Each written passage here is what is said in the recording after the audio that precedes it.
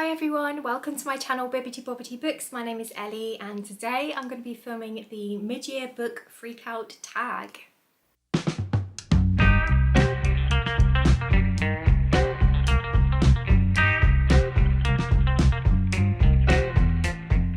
So before we get into the questions, I just want to address the fact that I am in a different location. If you didn't watch my last vlog, basically I'm in the process of moving across the country and we're temporarily staying here, which is in my fiance's family's house. They actually have an annex, which is like a self-contained flat that we're staying in. So it's so kind of them to let us stay here while we're just kind of figuring things out. But if you want to hear a bit more information about what's going on, do head over to that vlog because I talk a little bit more in depth about it. But yes, I am in a different location, so I'm sorry if the lighting is a little bit wonky because I'm not used to filming here and we're just figuring it out as we go, but hopefully it's okay. Anyway, I am so excited to film this tag video. I think it's my favourite tag to watch other people do. I just think the questions are so fun and it's really good to check in midway through the year and just to reflect on your reading. So yeah, I'm so excited to do this one. So yeah, let's get stuck into the questions. So the first question is a fun one because it says, what is the best book that you've read in 2023? Now I had to have a think about this because I've read quite a few good books and I'm quite indecisive, so it's really hard to pick one. But I think the one that stands out to me is The Sword of Kaigan by M.L. Wang. So this is a military-inspired adult fantasy book. It was self-published and it's so good. I just loved the character work in this one. So in this story we follow two main perspectives. The first is a woman who was raised in a place called the Sword of Kaigan, which has quite backwards, quite old-fashioned beliefs where they expect the women to basically be housewives and to produce sons, and the men in this community are expected to train to become the fiercest warriors in the country. And our main character actually had the opportunity to leave the Sword of Kaigan when she was younger. She actually went to school somewhere else in the country, and so she got to experience other cultures, and she also had the opportunity to train to be a swordswoman herself. And then she was brought back to the Sword of Kaigan because she had to fulfill this arranged marriage. She wanted to meet her parents' expectations really and to take on this role of being a housewife that she always knew that she was supposed to do. So we follow her perspective, and we also follow the perspective of one of her sons, who is a boy called Mamoru, and he of course has been raised in this culture where he is expected to be a fierce warrior, and he's always really idolised this idea of being a warrior and being, you know, in battle and things like that. But then we see what happens when war actually arrives at the Sword of Kaigan, and Mamoru is actually, you know, having to use his warrior skills and is actually having to face the brutal and bloody reality of war. And we watch him having to come to terms with that, and also having to realise that perhaps the things that he's been taught and the culture that he's been raised in isn't necessarily based wholly on truth, and it's quite a difficult thing to face. So yeah, we have some really interesting characters in here. It's got some of my favourite character arcs, particularly our first character of the woman named Mizaki. She is such an interesting character to read about. She's really complex. She's quite real in that she's not necessarily consistent, and we just find out so much more about her, and she's such a complex character, especially as a mother figure and someone who doesn't necessarily take to being a mother straight away. I think that's just such an interesting perspective to read about. So yeah, I really love this one. Yes, there were a few issues in terms of it is a little bit info dumpy in the beginning, but all in all, I really enjoyed this one and would highly recommend it to you if you enjoy adult fantasy. The next question is, what is the best sequel that you've read in 2023? So for this one, I'm going to choose The Muse of Nightmares by Laini Taylor. So this is the second book in the Strange the Dreamer duology, and I forgot how much I love this one. So I read the first book in this series years ago, and I really fell in love with the world and with the writing, and for some reason I put off picking up the second book in this series for so long, and I don't know why, because it was absolutely fantastic and it definitely lived up to the first book.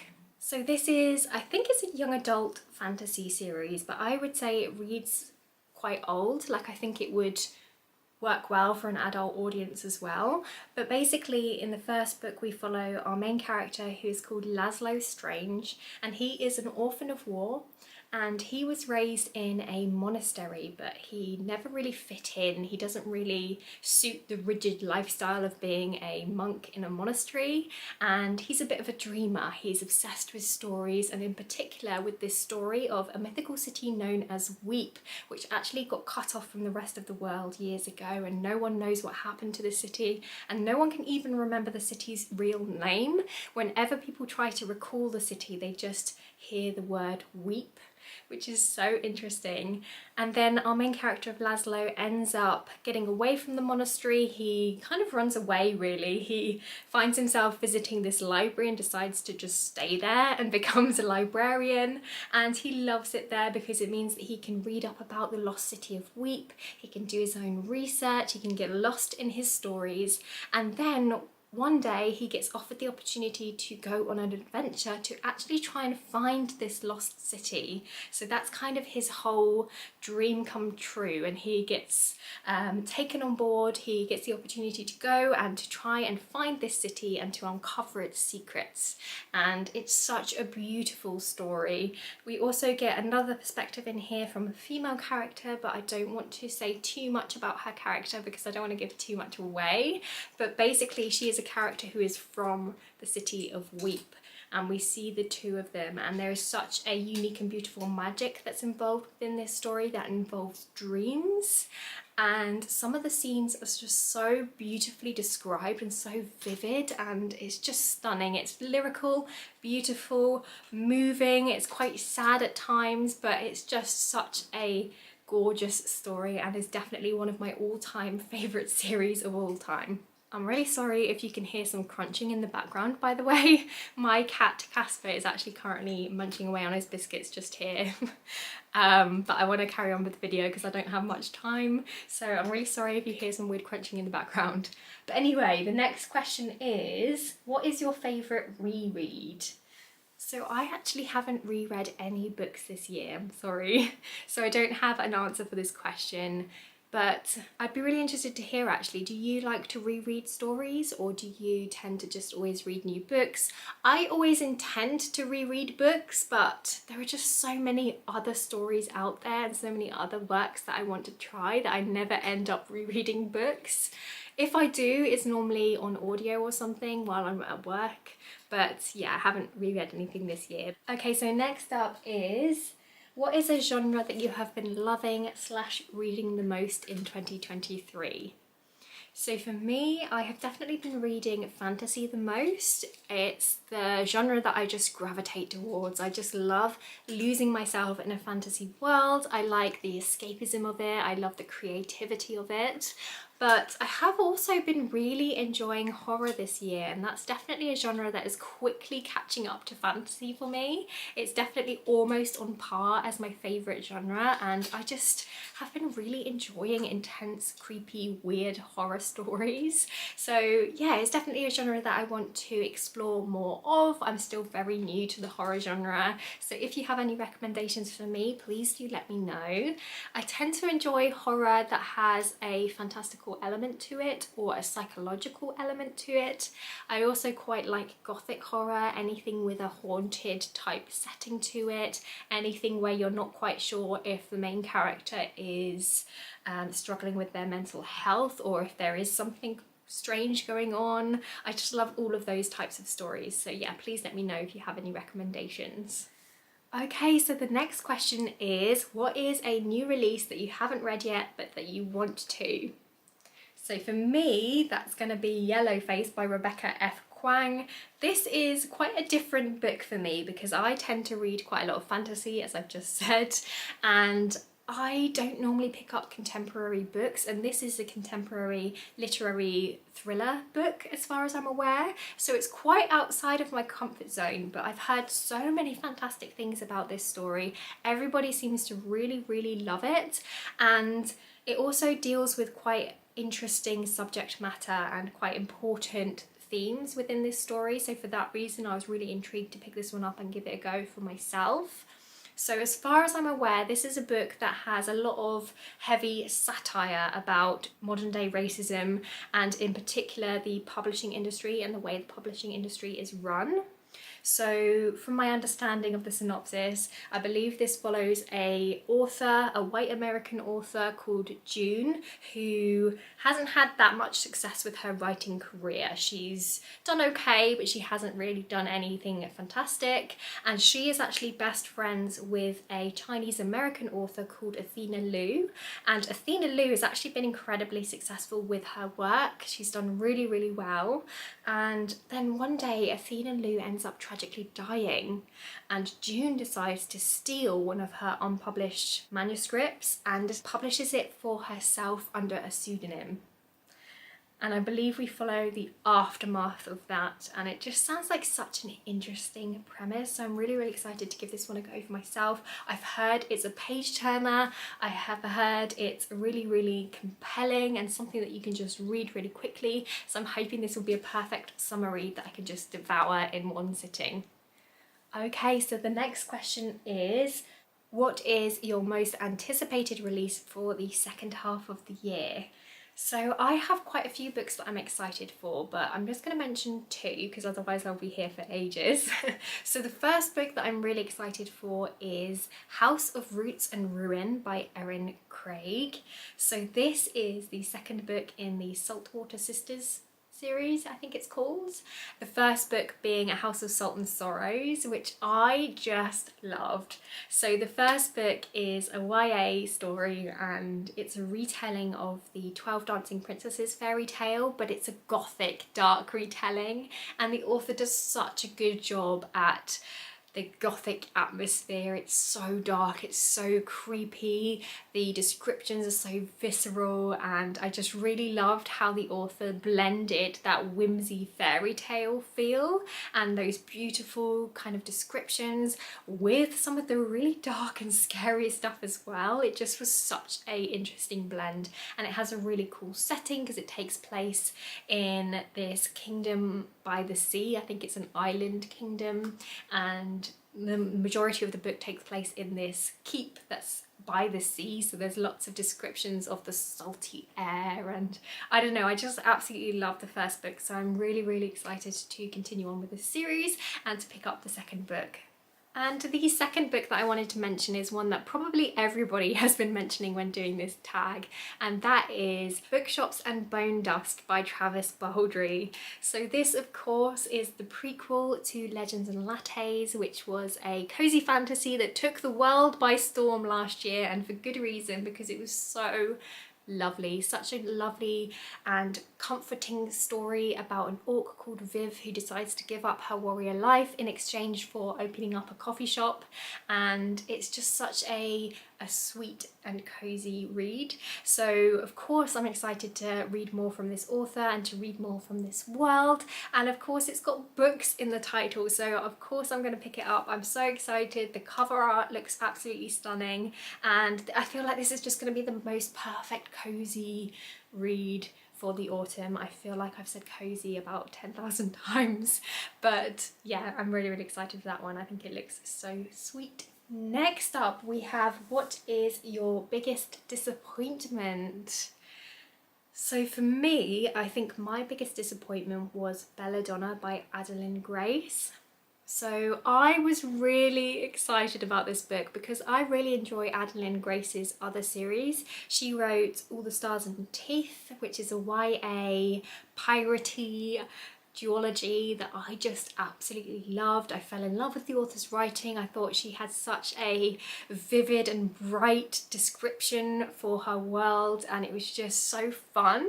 So when I heard that the author was bringing out a gothic tale, that involved a creepy haunted mansion with restless spirits. I was like, sign me up, that sounds like a piece of me, take my money, this is gonna be amazing. And then I read it and it just didn't do it for me. I felt like the story was quite predictable and I didn't love our main character. The gothic atmosphere just wasn't quite there for me, and there was also a romance plotline that, to be honest, I found kind of creepy. So I was just really disappointed by this one. It really wasn't for me, but I will be continuing to read this author's work because, as I said, I really loved All the Stars and Teeth, so I'm hoping this is a little bit of a blip for me. Perhaps I wasn't quite the right target audience for that book, but yeah, such a shame because it had such a promising premise, but hey ho, we move on. The next question is, what was your biggest surprise? So for this, I'm going to say The Last Quintessa by Donna Barbara Higuera. So this was such a beautiful book. I picked this one up on a little bit of a whim. I was fancying a middle grade story and I don't know, I just picked it up and I wasn't expecting to fall head over heels in love with this story, but it's one that has really stuck with me and it's definitely going to be an all-time favourite for me. This is a sci-fi dystopian middle grade story and it takes place in the future, and we follow our main character Petra, who has always wanted to be a storyteller like her grandmother, but unfortunately her world is about to end. There is a meteor that's on a collision course for Earth and it's going to destroy the planet, and a select few scientists and their children have been chosen to be rescued and to board this ship to travel to a different planet to set up a new colony and to continue the human race. And Petra is one of the lucky few who gets chosen to board this ship, and so she goes on with her parents and her younger brother, and they all get put into stasis for the journey, but something goes wrong, and when Petra wakes up she realizes that she is the only person who remembers anything about Earth, and there is some kind of conspiracy that has been going on, and it is so beautiful. It's such a gorgeous tale of family, of love, of the magic and importance of storytelling, of the importance of history and holding on to our cultures and what makes us us, and it's just so moving. It is quite sad, but it's also really beautiful as well. And what I loved about this book is that it intersperses stories within the narrative, so we're following along with the story, and then every now and then we would get a passage where Petra is recalling a tale that her grandmother told her when she was younger, and it's a story that fits in with the narrative of what's actually happening. And I don't know, it's just such a celebration of storytelling, and it was just so beautiful. So if you think any of that sounds interesting, even if you're not normally a middle grade reader, I would highly recommend checking this one out because I think that it would be suitable for a wider audience than just middle grade. So yeah, I love this one and I'm so pleased that I read it. The next question is, what is your favourite new author?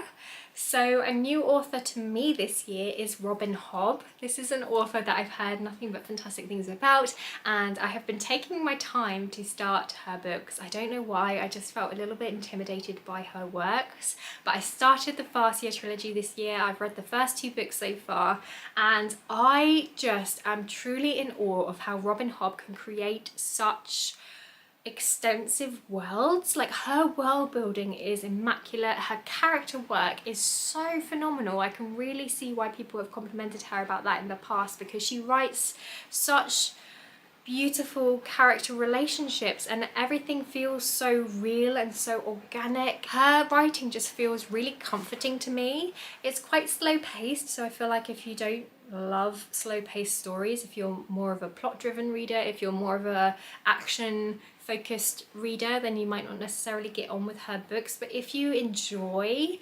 extensive world building and spending time with characters and really getting to know them and really getting to know the politics of the world and the people within it. It's just so fantastic. So yeah, I've been really enjoying Robin Hobb's writing, and I'm very excited to continue on with my journey with her. The next question is, what is a book that made you cry? So for this prompt, I am going to say Our Wives Under the Sea by Julia Armfield. So this is a literary fiction book, and it's another book that really took me by surprise actually, because I really enjoyed this one. This is a incredibly moving story about a couple. So we follow two women. We follow, I forget their names now, but one of the women is actually a marine biologist, and she goes on this underwater exploration mission. She goes down in a submarine and something goes wrong, and she ends up staying underwater for an extended period of time, for a really, really long time. And when she comes back, when she's finally able to return, and they fix the problem, whatever it was, she is changed from her experience, and we follow her relationship with her wife and how her experience under the water has affected their relationship. And it's incredibly eerie and incredibly character focused. It's really quite sad, because it definitely talks about the tragedy of watching someone you love change and losing someone you love. It's hard to talk about without spoilers, but basically it reminded me a little bit of having to support someone with a terminal illness, and how you aren't offered the luxury of being able to grieve for someone because they're still there. So it feels a little bit like that with this story, because you know, the relationship between these two characters has severely changed, and it's about accepting that and having to cope with the fact that the person you love may not necessarily be there anymore, even though they are physically there. Does that make any sense? I feel like I'm not making any sense at all. But basically, it was a really moving story. So if you like you know, literary fiction, if you think that that sounds like an interesting premise, I would highly implore you to check that one out. Okay, in complete contrast to that one, the next question is, what is a book that made you happy? So for this, I'm going to say Lightfall by Tim Probert. So this is a really fun sci-fi middle grade graphic novel series, and I read the first two books this year. I think there's only 2 books that have come out so far this year, so I'm very excited to carry on with it when they come out. But this is so fun. The artwork in this series is so bright and colourful and creative, and it's just such a cozy read, but it also has some great action in there as well, and it's got some characters that you can't help but fall in love with. So this series basically takes place in a world where their son was actually stolen by a bird, by an evil bird, and a little piece of the sun, a little piece of the flame, the everlasting flame, was actually saved, and the people who live on this world managed to make these artificial lights that light up the planet and keep them, you know, in light and away from eternal darkness. And we follow our main character Bee, who lives with her adoptive grandfather, who just so happens to be the keeper of this eternal flame. So he looks after this flame and makes sure that it's safe. And one day her grandfather goes missing and leaves a mysterious letter. And so Bee decides to try and follow him and to try and find him, because she's concerned for his safety. And along her travels, she ends up bumping into a character called Cad, who is actually a Galdorian, which is a creature, a species who was long believed to be extinct, and he thinks that he might be the last of his kind, but if anyone can help him find his people, it will be Bee's grandfather. So the two of them decide to join together and to help each other out, and they go on this mission to try and find Bee's grandfather. And along the way they end up getting tangled in this action and this drama that involves the planet and conspiracies and people trying to steal this eternal light, and it's so fun. I just loved it, and it's really funny as well. There were definitely a lot of moments that had me chuckling away to myself, and I'm so excited to carry on with this one. So if you enjoy middle grade graphic novels, highly recommend checking this one out. The next question is, what is the most beautiful book that you bought this year? So I don't have all of my books here with me because, as I said before, I am in the process of moving, so I can't remember what books I've bought, but I do have some with me here. And I think this one stands out to me. This is incredibly beautiful. This is Heart of the Sun Warrior by Su Lin Tan, and it's got a gorgeous cover on there with some beautiful flowers. I really like the bright colours. It also has some purple sprayed edges. So yeah, this is a really beautiful book, and I'm hoping that it's going to be as beautiful inside as it is outside, because I just loved the first book in this series. So this is a adult fantasy duology. The first book is Daughter of the Moon Goddess. I think, have I got that title right? I think that's right. And we follow our main character who lives on the moon with her mother. She is the daughter of the moon goddess, and we find out that her mum was actually exiled to the moon for stealing the emperor's elixir of immortality, and our main character was born in secret. So the moon goddess was pregnant when she was exiled, but she kept her pregnancy a secret to protect her daughter, and the two of them have lived a very isolated but happy life on the moon. And then one day the main character accidentally flares her magic, and that makes her existence become known. So the emperor notices this flare of magic coming from the moon, and he decides to go and investigate. And so our main character is forced to flee her home on the moon, and she runs away to the Celestial Empire, which is this empire up in the clouds, and she has to restart her life. She has to build a new life for herself, and she has this goal of one day being able to return to the moon to free her mum from her imprisonment on the moon. And it's such a beautiful story. Obviously at the heart of the story we have a mother-daughter relationship that is very much what is spurring her on throughout her journey, and she also goes through lots of interesting things throughout her life in the Celestial Empire. At one point she ends up training up to be a fighter within the army, and it's so beautiful, the world, because the Celestial Empire is described as eternal spring, so there's lots of flowers, and it's just such a gorgeous setting for a fantasy book. So yeah, I'm very excited to continue on with this series with this beautiful book, and as I said before, hopefully it's as beautiful inside as it is out. Okay, so the next question says, what books do you need to read by the end of the year? So I don't need to read any books by the end of the year. I'm very much a mood reader. I like to just pick up things as and when I want to, because as soon as it becomes an obligation, I then no longer have the motivation to actually read it.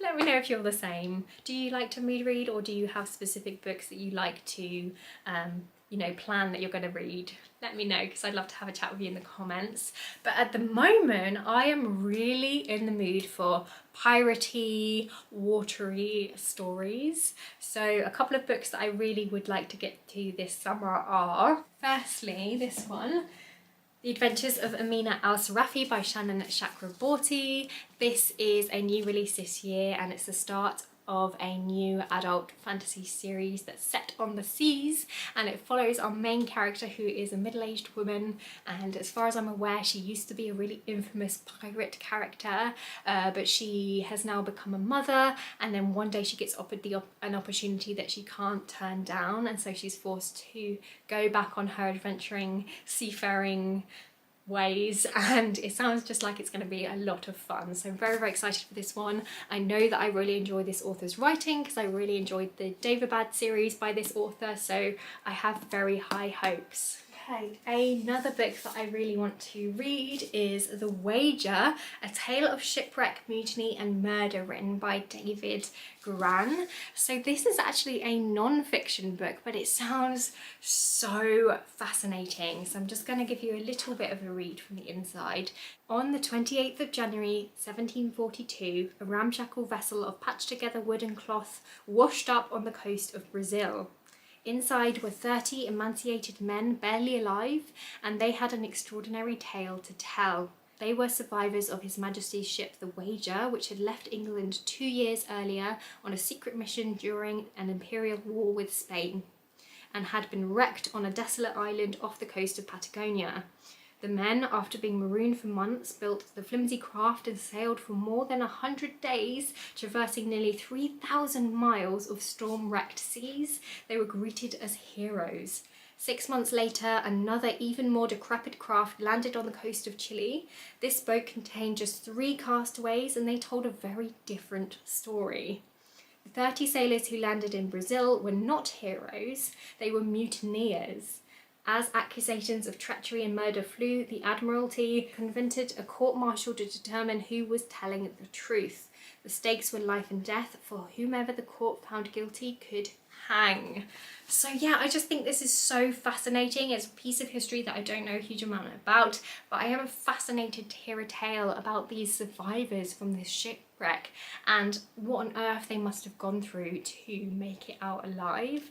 I don't know, it sounds so interesting, so I'm really excited to give that one a go. And I'm also interested to read a book called Deep as the Sky, Red as the Sea, written by Rita Chang Epig. So this is another watery book. So this is about a female pirate, and it tells the tale of her story and how she managed to rise to become this really amazing and successful pirate. And I don't know, that just sounds so interesting to me. I believe it's based on a real life pirate, which just fascinates me, and I'm just so interested to find out what on earth it took for this woman to rise to be such a powerful character in a very male-dominated world, full of incredible sexism. So yeah, I'm so excited for that one as well. Okay, so the next question is, what is your favourite video that you've posted this year? So I don't know really. I personally really enjoy filming and editing reading vlogs. I just think it's a bit more creative than some of these sit-down videos. I really enjoy putting together all the clips. I like doing montages. I like including clips that aren't just solely about me talking about books, and I like adding music and things. I don't know, I just feel like it's a bit more of a creative process, but I know that those videos aren't my most popular here on this channel, but I personally enjoy making them, so I'd probably pick one of my vlogs. I know I really enjoyed making the log cabin vlog that I did, where I read books during a staycation, where I went and stayed in this cute little log cabin. That was just such a fun staycation, and I have really fond memories of being there in that log cabin, and I feel like the footage came out quite well, so yeah, I'm quite proud of that one. But it's hard to choose. I'm proud of all of the work that I put out here on my channel, so yeah, but I think I'd choose that one. Okay, and now we're up to the final question. So the last one is, what are your favourite book community members? So this is a really hard one because there are so many booktubers that I absolutely love, so many people that I've met through doing this channel, and I'm just so happy that I decided to give this a go and to actually start making videos for myself, because it's meant that I've met so many wonderful people and wonderful like-minded people. So yeah, I couldn't possibly list everybody here, but I'm just going to mention 3 channels that I have been personally really enjoying recently. So the first one is Vix from the channel Goddess of Gore.